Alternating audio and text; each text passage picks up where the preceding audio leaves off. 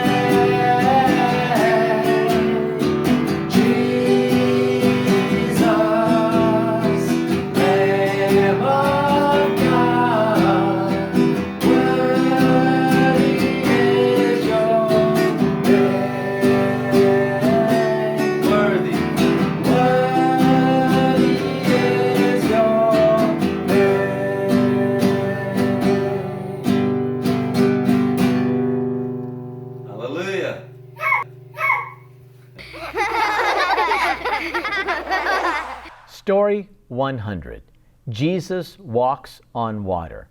This story can be found in the 14th chapter of Matthew's Gospel. It had been an amazing day. Jesus had fed 5,000 people with a little boy's lunch. Some people were so excited that they were ready to make Jesus their king. But that wasn't Jesus' plan. He sent the crowds away and told the disciples to get into their boat and row across the lake. Jesus didn't go with them. He wanted time by himself to pray. As the day passed into evening, Jesus was alone with his heavenly Father. Times like that were the best times for him.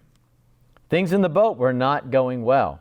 The disciples started strong, but a wind blew in against them, and the waves crashed against the boat. Hard as they tried, they made little progress. This time, Jesus was not with them to calm the storm. They were on their own. When Jesus finished praying, it was the middle of the night. He walked down to the water's edge. and then he kept right on walking. He walked on top of the water, and even though it was dark, he headed toward the disciples' boat. After a while, Jesus came close to their little boat as the disciples fought hard against the waves.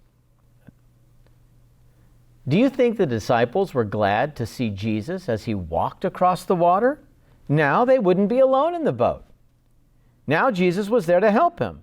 But that wasn't what happened. When the disciples saw Jesus walking on the water, they really got scared. They told each other, "It's a ghost," and they began to cry out in fear. Jesus said, "Don't be afraid, it's me." Peter burst out, "Lord, if it is you, tell me to come to you on the water." Jesus said, "Come." So Peter stepped out of the boat onto the waves. Just like Jesus, his feet stayed on the top of the water and he didn't sink. But then Peter started looking around at the wind and the waves. What was he doing out there? He became afraid again, and right away he started to sink. "Lord, save me," he cried. Jesus grabbed Peter's hand and said, "You have so little faith. Why didn't you believe? Why did you doubt?" Jesus took Peter back to the boat, and as soon as they got in, the wind stopped and the water became calm. The disciples in the boat worshiped Jesus, and they said, "Truly you are the Son of God." When you read a story this exciting, it is easy to miss one of the most important parts. Here it is. The disciples worshiped Jesus.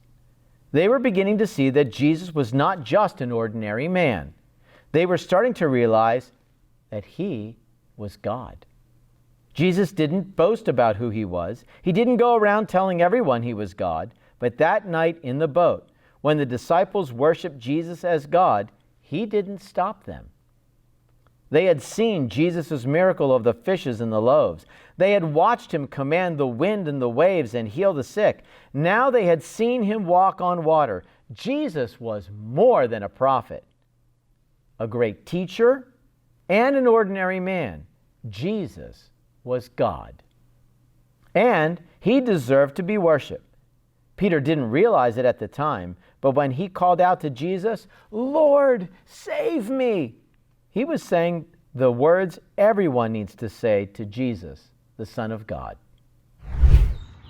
Well, for this week's lesson, we're going to go on a little bit of a safari in search of the water strider. Well, we found a creek and we're looking for calm water.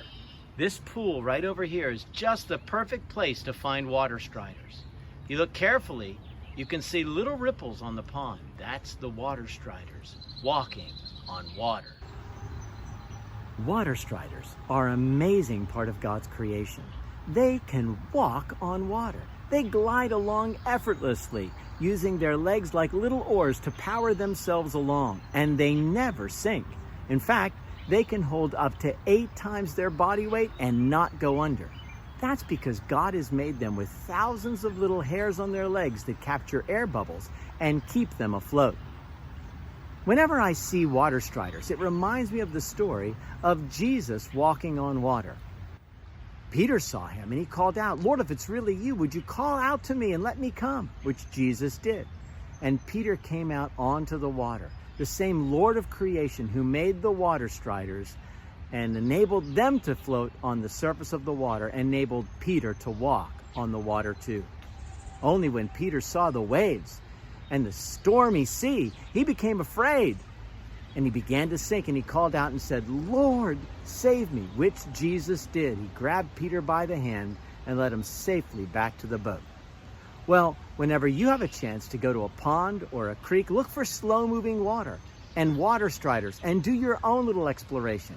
And remember the story of Jesus walking on water and Peter's 3 most important words, which you can call out anytime you're in trouble. Remember them. Lord, save me. Well, I'm glad that we could review that lesson this morning. Now we're going to move on to the Sunday church service. So go ahead and call the others to join in. Say, "It's time for church."